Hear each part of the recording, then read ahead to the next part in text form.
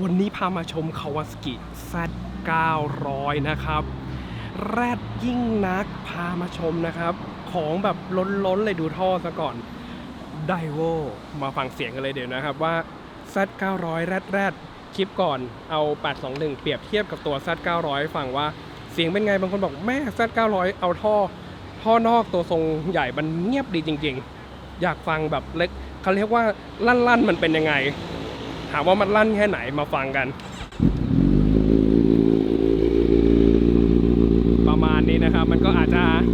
ถือว่าดังระดับหนึ่งแหละแต่ก็โอเคมันก็ด้วยความสเต็ปของ4สูบเรียงนี่คือเสียงที่คนหลงไหลนะครับเนี่ยเวลาเดินเบามันก็คึกหน่อย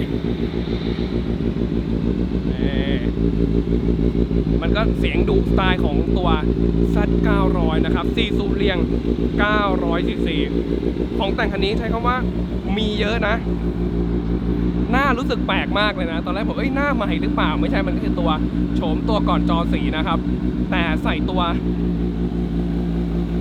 เขาเรียกว่าตัวบังเหมือนเป็นกรอบไฟหน้านะมันดูหล่อดูแบบดุขึ้นนะครับแล้วคันนี้เราเปลี่ยนจากการเปลี่ยนยางหน้าหลังนะครับ Continental ไม่ได้ยางมือ2ยางเปอร์เซ็นต์นะครับยางใหม่อ้อนะครับเพราะว่ารถเวลามาเนี่ยถ้ายางหมดสภาพร้านเราจะจัดการเปลี่ยนเลยนะครับใหม่หน้าหลังโอ้มีของแต่งนี่อีกนี่กันสะบัดนะครับ Hyperpo RSC นะครับมีตัววัดโวลต์แบตเตอรี่ด้วย14กว่าแปลว่าชาร์จแบตได้ปกตินะครับระบบชาร์จไฟปกติแล้วก็พวกฝาคัดฝาน้ำมันเบรกนะครับมือคัดแต่งกระจกปลายแฮนด์กันไข่คาร์บอนอันนะเอาว่าซื้อคันนี้ไปสเต็ปแบบไม่มีอะไรให้ทำแล้วนะครับเพราะว่าใส่มาหมดละโอ้มีเกียร์โยงด้วยเกียร์โยงตัวกันลมข้างนี่ของศูนย์มีมาอยู่แล้วนะครับตัวพิเศษแต่อันนี้ใส่เสริมเพิ่มอีกตัวหนึ่งกลัวของศูนย์จะเป็นรอยนะครับนี่ไม่โฟกัสอันนะตัวนี้นะครับแล้วก็มีนี่กาดท่อน้ำนะครับโอ้โหดูคอท่อซะก่อนใหม่แค่ไหนถามใจเธอดูมาดูเลขไม้นะครับคันนี้เลขไม้อยู่ที่ 11,470 กิโลนะครับรับประกันไม้แท้นะครับร้านเราไม่มีมาตรการกลับไม้นะครับให้คนสงสัยเอาว่าไม้แท้แน่นอนแล้วก็มีเรื่องตัวชิลของถือว่าใส่มาเยอะนะใส่มาเยอะเลยทีเดียวตอนนี้เดินเบาเรียบร้อยแล้วเบิ้ลให้ฟังหน่อยดีกว่าโอ้โหถือว่าเดินเบาอ่ะเสียงผมว่ายังเป็นไม่ดังมากนะ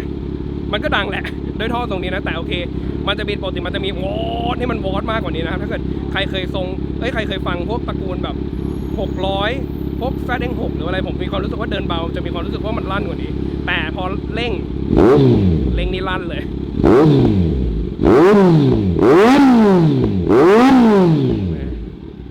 ลั่นดีจริงๆเดี๋ยวตัวนี้นะครับผมก่อนดูอย่างอื่นพร้อมให้ดูอีกหน่อยดีกว่าเพราะว่าหลายคนจะสงสัยนะว่าส่วนสูงผม168เซนติเมตรกรึบเดี๋ยวดูนะครับว่ามิติเท้าจะเป็นยังไง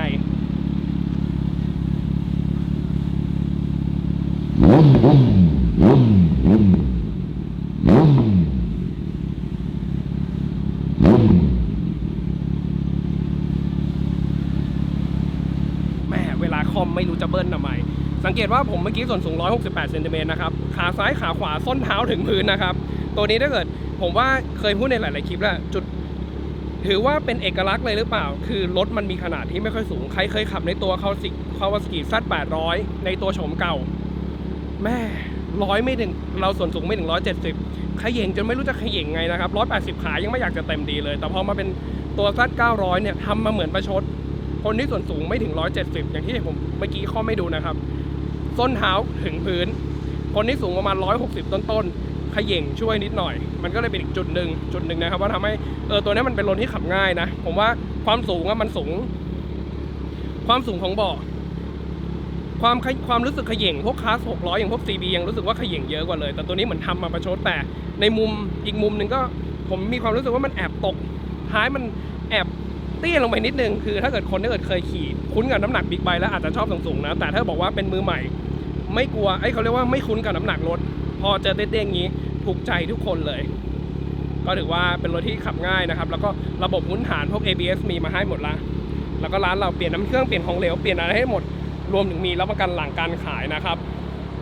แม่ของคันนี้มันเยอะดีจริงๆสปูลเกียร์โยงนะครับยางใหม่เอาว่าคันนี้เอาไปใช้งานได้นะข้อของเหลวเราจัดการเปลี่ยนให้หมดละมาดูเรื่องราคานะครับราคาหน้าร้าน 299,000 บาทนะครับรถปี 2018 อันนี้ราคาหน้าร้านเดี๋ยวมาซื้อจริงมีส่วนลดพิเศษมีโปรโมชั่นให้ลูกค้าฟังแล้วจองแน่นอนทุกคน เอาว่าคิดว่าผมดูจากสายตาสเต็ปนี้ผมว่าไม่น่าอยู่นานนะว่าถูกใจมาดูรถสภาพดูอะไรถูกใจเรื่องราคาเดี๋ยวมีพิเศษให้อีกอันนะทำเป็นเล่นไป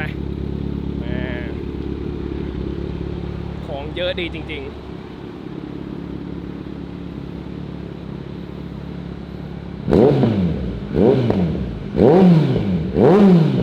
เสียงมันก็จะประมาณนี้นะครับเสียงมันก็จะประมาณนี้โอเควันนี้เรื่องราวโดยประมาณนะครับสำหรับคนที่สนใจสามารถติดต่อเซลล์ฝ่ายขายร้านดีเจริญยนต์ได้เลยเดี๋ยวผมขึ้นเบอร์ไว้ด้านล่างนะครับจริงๆมีขึ้นแบบว่าแบมมาตั้งแต่ต้นคลิปแล้วแหละเดี๋ยวขึ้นไว้ใต้คลิปให้ดูอีกทีหนึ่งสำหรับคนที่สนใจอยากดูรถรุ่นอื่นๆหรืออยากดูราคารถรุ่นอื่นๆหรือมาโทรถามเซลล์แล้วคันนี้ไม่อยู่แล้วเราไปดูคันอื่นได้อีกนะครับที่ www.dbigbike.com หากจำเว็บไซต์ไม่ได้เข้า Google ค้นหาคำว่า Big Bike คุณจะเจอเว็บไซต์ร้านดีเจริญยนต์อยู่ที่หน้าแรกของ Google นะครับวันนี้ขออนุญาตเรื่องเล่าโดยประมาณแล้วเจอกันใหม่คลิปหน้านะครับสวัสดีครับ